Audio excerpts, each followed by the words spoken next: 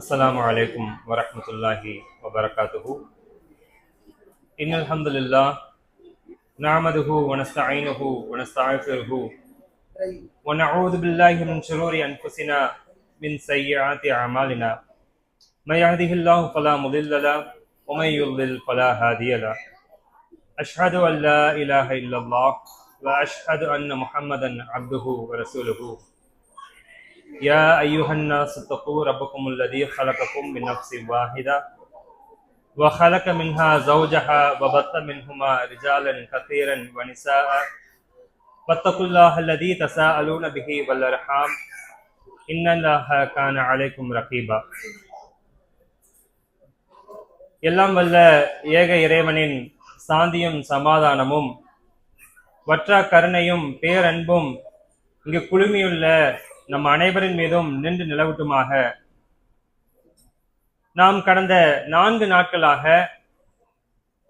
இந்த ரமலான் மாதத்தின் சிறப்புகள் குறித்தும் அதில் நாம் செய்ய வேண்டிய முக்கியமான அமல்களை குறித்தும் அதனால் நமக்கு கிடைக்கக்கூடிய நன்மைகளை குறித்தும் நாம் பார்த்து வந்தோம். அதனுடைய ஒரு இறுதியாக இன்றைய தினத்தில் நாம் அல்லாஹ்விடத்தில் அதிகமாக தேட வேண்டிய இந்த பாவ மன்னிப்பை குறித்து இன்ஷா அல்லாஹ் இன்றைய உரையில் பார்க்கலாம். அல்லாஹ் தஆலா இந்த மனித படைப்பை பாவங்கள் செய்யக்கூடியவனாகத்தான் அல்லாஹ் தஆலா படைத்திருக்கிறார். அல்லாஹுடைய தூதர் அவர்கள் கூறினார்கள், ஆதமுடைய சந்ததிகள் அனைவருமே இரவிலும் பகலிலும் பாவங்கள் செய்யக்கூடியவர்களாகத்தான் இருக்கிறார்கள் என இறைவன் கூறியதாக நபிகள் பெருமான ஸல்லல்லாஹு அலைஹி வஸல்லம் அவர்கள் கூறினார்கள். இந்த மனிதன் அப்படித்தான் படைக்கப்பட்டிருக்கிறான், பாவங்கள் செய்யக்கூடியவனாகத்தான் படைக்கப்பட்டிருக்கிறான், தவறு செய்யக்கூடியவனாகத்தான் இருக்கிறான். ஆனா அல்லாஹ் தஆலா எதை விரும்புறான் தெரியுமா?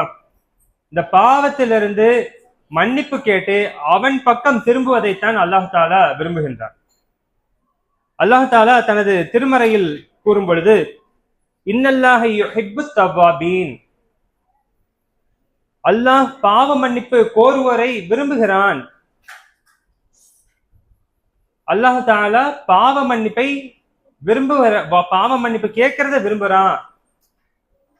எந்த அளவுக்குன்னா, ஒரு மனிதர் ஒரு ஒட்டகத்துல பாலைவனத்துல போயிட்டு இருக்காரு. அந்த ஒட்டகத்துல அவருக்கு தேவையான உணவுகளை வச்சிருக்காரு, குடிக்கிறதுக்கு தண்ணி அதுலதான் இருக்கு. பயணம் செஞ்சுக்கிட்டே போறாரு. ஒரு இடத்துல கொஞ்சம் களைப்பாயிடுறாரு. அந்த களைப்பானதுனால என்ன பண்றாரு, ஒரு இடத்துல நின்றுட்டு ஒரு களைப்பை நீக்கிட்டு போகலாம், ஒரு மரத்துக்கு அடியில தூங்குறாரு. கொஞ்ச நேரம் ஓய்வு எடுத்தவர் ரொம்ப அசந்து தூங்கிடுறாரு.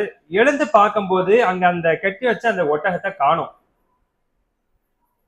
இந்த நிலைமைய நமக்கு யோசிச்சு பாருங்க. ஒரு வெளிநாட்டுக்கு போறோம், முன்ன பின்ன யாருமே தெரியாது நமக்கு, நம்ம பாஸ்போர்ட் தொலைஞ்சு போச்சு. நம்மளுடைய நிலைமை என்னவா இருக்கும் யோசிச்சு பாருங்க. கூட யாரும் வரல, என்ன ஒரு மொழியும் நமக்கு தெரியல, அங்க போறோம் ஒரு மொழியும் தெரியல, யாருமே இல்ல. அந்த இடத்துல போயிட்டு வெளிநாட்டுக்கு போயிட்டு அங்க பாஸ்போர்ட்டை தொலைச்சிட்டோம்னா நம்மளுடைய நிலைமை எப்படி இருக்கும்? கிட்டத்தட்ட அந்த மாதிரி ஒரு நிலைமை தான் இருக்கு. அந்த மனிதர் அந்த பாலைவனத்துல போறாரு, பாலைவனத்துல அந்த ஒட்டகத்தை தொலைச்சிடுறாரு. அதுலதான் உணவு இருக்கு, குடிக்கிறதுக்கு தண்ணியும் அதுலதான் இருக்கு. அது கிடைக்கலன்னா கண்டிப்பா உயிர் பிழைக்கவே முடியாது அப்படிங்கிற ஒரு சூழ்நிலை. தேடி பார்க்கிறாரு, எல்லா இடமும் சுத்தி பார்க்கிறாரு, இருந்தாலும் அந்த ஒட்டகம் அவருக்கு கிடைக்கல. என்ன பண்றதுன்னு தெரியல. ரொம்ப களைப்பாகி போயிட்டு என்ன பண்றாரு, வந்து திருப்பியும் அதே மரத்துக்கு அடியில வந்து படுத்துக்கிறாரு. கொஞ்ச நேரம் கழிச்சு எழுந்து பார்க்கிறாரு, பார்த்தா அந்த ஒட்டகம் அவருக்கு முன்னாடி இருக்கு. அப்ப அந்த மனிதர் எவ்வளவு சந்தோஷப்படுவார் பாருங்க. ஒரு உயிர் போயிட்டு திரும்பி வந்த மாதிரி இருக்கும் அவருக்கு. அந்த மாதிரி இறைவன் எந்த அளவுக்கு சந்தோஷப்படுறானா அந்த மாதிரி சந்தோஷப்படுறானோ. அந்த மனிதர் அந்த ஒட்டகம் திரும்பி கிடைச்ச ஒரு சந்தோஷத்துல, நான் உன் இறைவன் நீ எனது அடிமைங்கிற சொல்ற அளவுக்கு அவரு வாய் தவறி போயிட்டு சொல்ற அளவுக்கு அவர் சந்தோஷத்துல இருப்பாங்க. அந்த அளவுக்கு இறைவன் ரொம்ப சந்தோஷப்படுறான். எப்போ ஒரு அடியான் தன்னிடம் பாவ மன்னிப்பு கேட்கும் போது அல்லாஹ் தாலா அந்த அளவுக்கு சந்தோஷம் அடைகிறான், அந்த அளவுக்கு விரும்புகிறான் அப்படிங்கிறான். இந்த பாவ மன்னிப்பு தேடி அல்லாஹ்வின் பக்கம் மீளுற ஒரு மனிதர், அவரை பற்றி சொல்லும் போது அல்லாஹுடைய தூதர் அவர்கள் சொல்றாங்க, அந்த மனிதர் அல்லாஹ்வை நோக்கி ஒரு ஜான் அளவு முன்னேறி வராரு, அல்லாஹ்வை நோக்கி ஒரு ஜான் நகர்றாரு அப்படின்னா அல்லாஹு தாலா ஒரு முழம் அளவுக்கு அல்லாஹு தாலா அவருடைய பக்கமா நெருங்குகிறான். அல்லாஹ் வரனா என்ன, நேர்ல வரமாட்டான். அல்லாஹுடைய அருளை கொடுக்கிறேன்னு அர்த்தம், அல்லாஹுடைய மன்னிப்பை கொடுக்கிறான்னு அர்த்தம். அது அவர் ஒரு முழம் எடுத்து வைக்கிறாரு அப்படின்னா 2 முழங்களாக அல்லாஹ் தாலா வர, நடந்து வர்றாருன்னா நான் ஓடி வரேங்கிறான் அல்லாஹ். அப்ப எந்த அளவுக்கு பாவ மன்னிப்பு கேட்டு அவன் பக்கம் திரும்புறவருக்கு எவ்வளவு நெருக்கமாக அல்லாஹ் தாலா வருவதாக சொல்றான் பாருங்க. இதற்கும் மேல நம்ம இந்த திருக்குரான்ல நிறைய இடங்கள்ல அல்லாஹ் தாலா இந்த பாவ மன்னிப்பு கேட்கறத பத்தி சொல்றான். வஸ்தக்ஃபிருல்லாஹ இன்னல்லாஹ கான கஃபூரர் ரஹீமா, அல்லாஹ்விடம் பாவ மன்னிப்பு கோருகிறாக, அல்லாஹ் மிக்க மன்னிக்க கூடியவன், மேலும் அவன் நிகரிலா அன்பாளன் அப்படின்னு நிறைய இடங்கள்ல அல்லாஹ் தாலா கூறுவதை நம்ம பார்க்கலாம். மனிதன் தவறு செய்யக்கூடியவன் தான், அல்லாஹ் தாலா மனிதனை அப்படித்தான் படைத்திருக்கான். அல்லதி ஹலக்கல் மௌத வல் ஹயாத லியப்லுவக்கும் அய்யுக்கும் அஹ்ஸனு அமலா, இந்த வாழ்வையும் இந்த மரணத்தையும் அல்லாஹ் தாலா எதற்காக படைத்திருக்கிறேன் அப்படின்னு சொல்லும் போது, இந்த வாழ்க்கை உங்களுக்கு கொடுத்ததே உங்களை சோதிக்கிறதுக்காக வேண்டிதான் அப்படிங்கிறான். இந்த மரணத்தை உங்களுக்கு கொடுத்ததும் சோதனைக்காக வேண்டிதான் அப்படிங்கிறான். ஒருத்தரை கண்ணை கட்டி வச்சுக்கிட்டு ஒரு தவறான விஷயத்த பார்க்க கூடாதுன்னு சொன்னா அது ஒரு சோதனையாக இருக்க முடியுமா?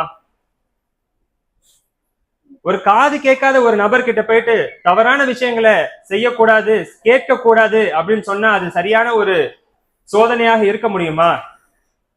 இருக்க முடியாது. அது மாதிரிதான் அல்லாஹ் தாலா ஒரு சோதனையை கொடுக்கறான்னா அந்த தவறுகளை செய்யக்கூடிய வாய்ப்புகளையும் கொடுத்துட்டு தான் அல்லாஹ் தாலா சோதிக்கக்கூடியவனாக இருக்கிறான். அல்லாஹுக்கு அஞ்சி அந்த பாவத்திலிருந்து நம்ம மீண்டுட்டோம்னா அல்லாஹ் தாலா மன்னிக்க கூடியவனாக இருக்கிறான்.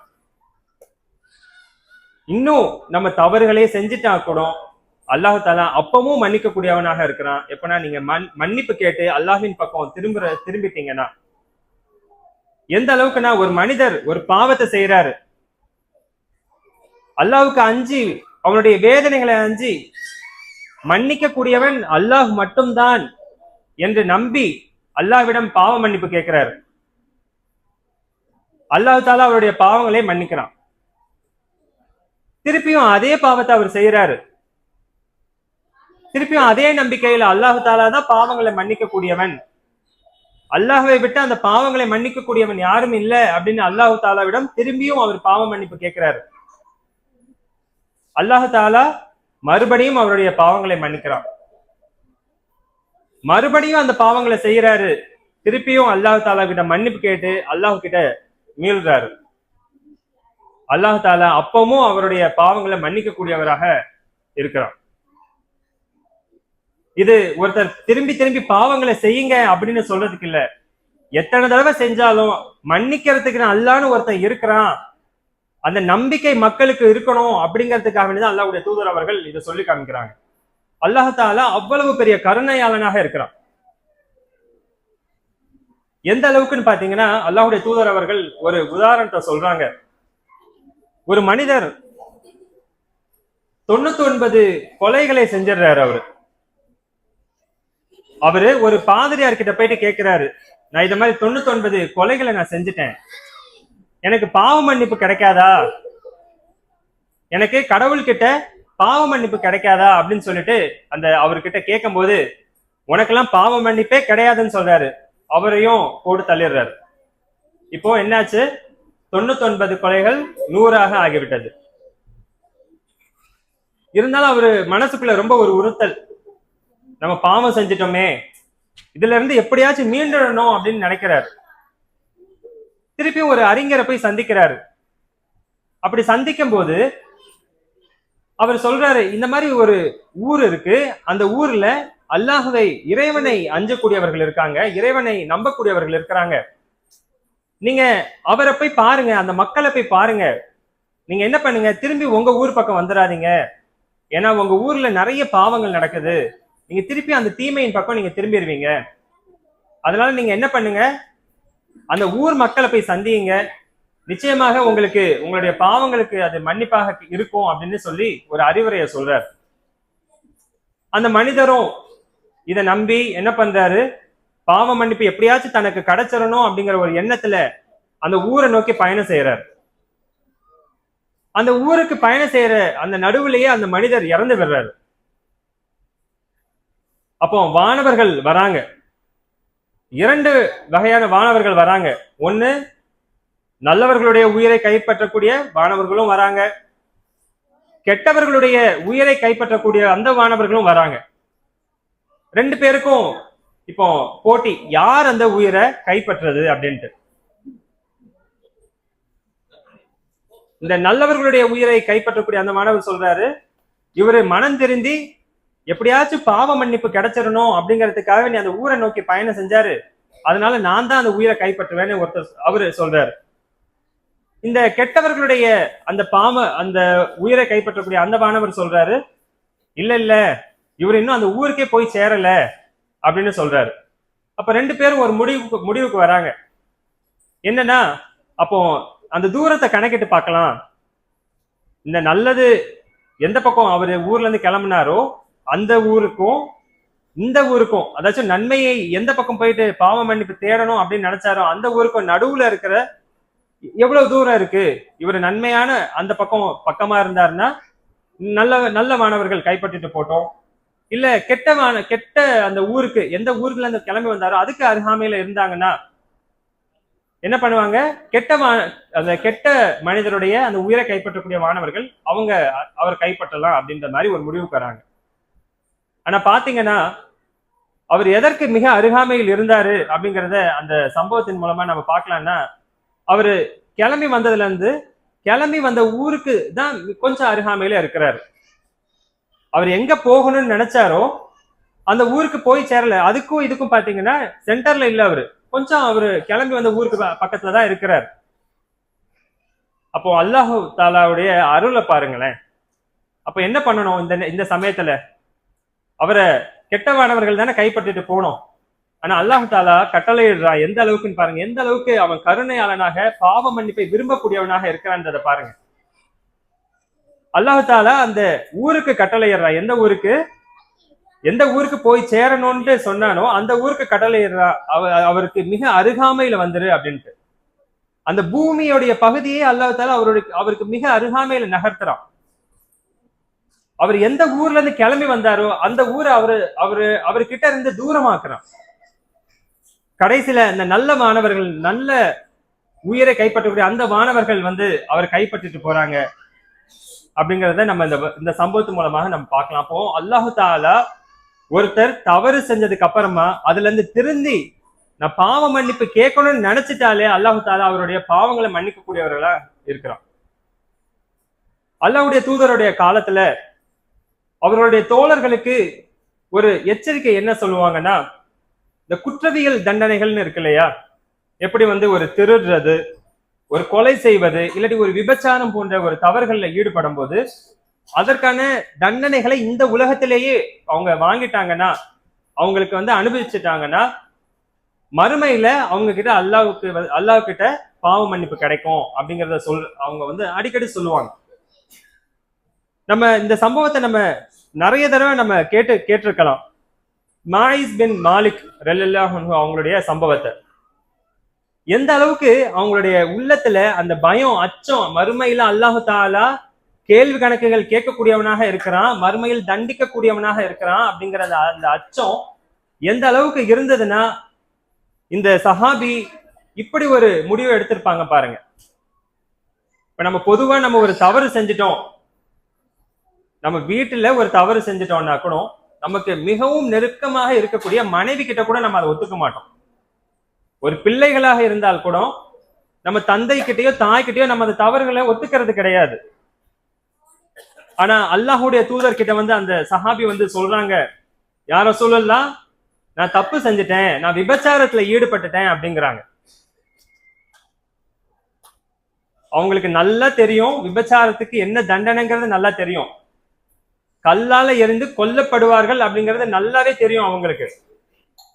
ஆனாலும் அந்த சஹாபி திருப்பியும் சொல்றாங்க, யாரும் சொல்லலாம், நான் தவறு செஞ்சுட்டேன், எனக்கு அந்த தண்டனையை நிறைவேற்றுங்கிறாங்க. அப்போ ரசூல்லா சொல்றாங்க, இல்லப்பா, நீ வந்து ஏதாச்சும் முத்தமிட்டு இருப்ப, இல்ல நீ ஏதாச்சும் தொட்டு இருப்ப, நீ தவறான ஒரு பார்வை பார்த்திருப்ப. இல்ல யார் ரசூலுல்லாஹ், நான் வந்து தவறு செஞ்சுட்டேங்கிறாங்க. அதுக்கப்புறம் அல்லாஹ் தஆலாவுடைய தூதர் அவர்கள் அதை விசாரிச்சுட்டு அந்த தண்டனையை நிறைவேற்றுறாங்க.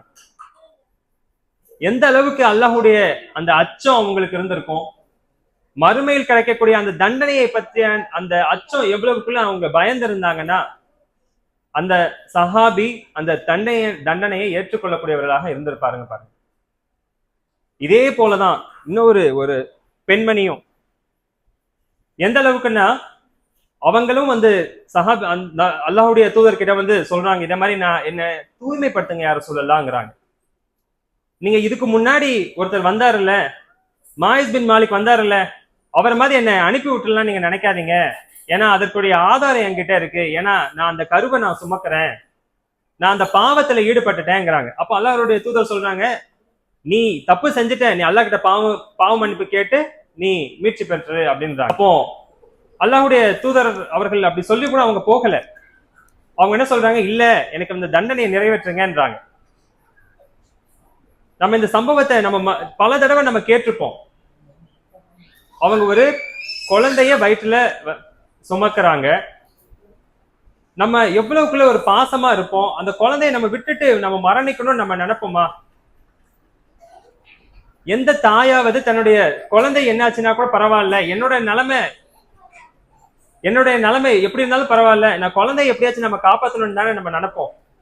ஆனா அவங்களுடைய எண்ணம் அப்படி இல்லை. கடைசியில அவங்க என்ன பண்றாங்க, அந்த குழந்தையை பெற்றெடுத்துட்டு வாங்குறாங்க. அவங்க திருப்பியும் கூட்டிட்டு வராங்க. திருப்பியும் பால் கொடுத்துட்டு 2 வருடங்கள் நீங்க பால் கொடுத்துட்டு வாங்கன்றாங்க. அப்பவும் திருப்பி கூட்டிட்டு வரும்போது கையில ஒரு ரொட்டி துண்டோட வராங்க. ஏன்னா இப்போ அந்த குழந்தை யாருடைய தயவும் இல்லாமல் சாப்பிடக்கூடிய அளவுக்கு அந்த குழந்தை இருக்கு அப்படிங்கிறத காமிக்கும் ஒரு விதமாக அந்த பெண்மணிக்கும் அந்த கல்லறி தண்டனை நிறைவேற்றப்படுகிறது. அப்போ எந்த அளவுக்கு அல்லாஹுடைய தண்டனையை அஞ்சி இருப்பாங்க. இந்த உலகத்திலேயே அதற்கான ஒரு மன்னிப்பை பெற்றவர்களாக, நாம் தவறு செஞ்சிருந்தாலும் அல்லாஹ்விடம் பாவ மன்னிப்பு கேட்டு இந்த உலகத்திலேயே அதற்கான பாவ மன்னிப்பை நான் பெற்றணும் அப்படிங்கிறத உள்ளத்துல எவ்வளவுக்குள்ள ஆழமாக இருந்திருக்கும்னு யோசிச்சு பாருங்க. இப்ப நம்ம கையில செல்போன் இருக்கு, அது மட்டும் போதும். நம்ம பாவங்கள் செய்யறதுக்கு நம்ம வேற எதையுமே தேடி போக தேவையில்லை. காலையிலே பேங்க்ல இருந்து கால் பண்றான், சார் லோன் வாங்கிக்கோங்க, குறைஞ்சபட்ச வட்டி தான், 8.5% தான், நாங்க எல்லா லோனும் கொடுக்குறோங்கிறான். இன்னொருத்தன் கால் பண்றான், சார் நாங்க இந்த மாதிரி ஒரு மசாஜ் சென்டர்ல இருந்து கால் பண்றோம் சார், நாங்க எல்லா சர்வீஸும் செய்வோம் சார் அப்படிங்கிறான். இன்னொரு பக்கம் பாத்தீங்கன்னா, நாங்க இதுல நீங்க முதலீடு செய்யுங்க, இதுல வந்து இரட்டிப்பாயிரும், பல மடங்கு ஆயிரும் அப்படிங்கிறான். நம்ம மொபைலை திறந்தாலே ஒரு ஆபாசமா தான் நம்ம அதுல பாக்குறோம். அதிகபட்சமா அதுதான் வருது. என்னதான் நன்மைகள் இருந்தாலும் கூட ஆபாசமான ஒரு விஷயங்கள் தான் வந்து நம்ம தீமையான ஒரு விஷயங்கள் தான் நம்மளுடைய இந்த போன்கள்ல நம்ம பாக்குறோம். அந்த அளவுக்கு பாவங்களை நம்ம ரொம்ப எளிதாக செய்யக்கூடிய அளவுக்கு தான் வந்து இந்த கால சூழ்நிலை இருக்கு. அப்படி இருந்தாலும் கூட அல்லாஹு தாலாவுக்கு அஞ்சி அந்த பாவங்களை நம்ம செய்யாம இருக்கணும்.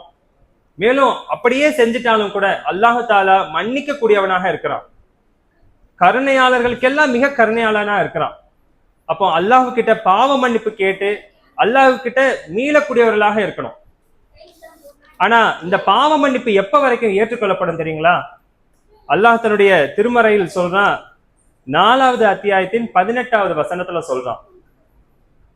2 நபர்களை குறிப்பிட்டு சொல்றான். இந்த 2 நபர்களுக்கு பாவ மன்னிப்பு கிடையாதுங்கிறான். ஒருத்தர் யாரு? இணை வைப்பிலே இருந்து அந்த இணை வைப்பிலே மரணிச்சிடுறாரு ஒருத்தர். இன்னொருத்தர் அந்த பாவங்களிலேயே மூழ்கி இருந்து மரண தருவாயில அவர் பாவ மன்னிப்பு கேட்கிறாரு. அவருடைய பாவ மன்னிப்பு ஏற்றுக்கொள்ளப்படாது அப்படிங்கிறான். இந்த ரமலான் மாதம் சிறப்புமிக்க மாதம். அல்லாஹுடைய தூதர் அவர்கள் சொன்னார்கள் இல்லையா, யார் ஒருவர் இந்த ரமலான் மாதத்தை அடைந்து அவருடைய பாவங்கள் மன்னிக்கப்படாமல் இந்த ரமலான் மாதம் அவரை விட்டும் கடந்து விட்டால் அவருடைய மூக்கு மண்ணை கவட்டும்னு சொன்னாங்க இல்லையா, நாசமா போட்டுன்னு சொன்னாங்க இல்லையா. அந்த எச்சரிக்கையை நம்ம அனைவருமே நம்ம நினைவுல வச்சிருக்கணும். இன்ஷா அல்லாஹ் எத்தனையோ ரமலான்கள் நம்ம விட்டு கடந்து போயிருக்கோம்.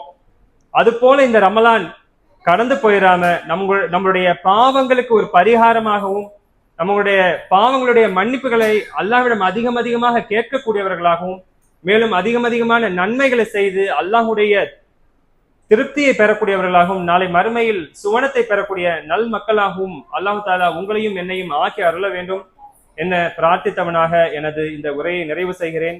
வாஹித் தாவானா அனில் அல்ஹம்துலில்லாஹி அஸ்ஸலாமு அலைக்கும் வரஹ்மத்துல்லாஹி வபரகாத்துஹு.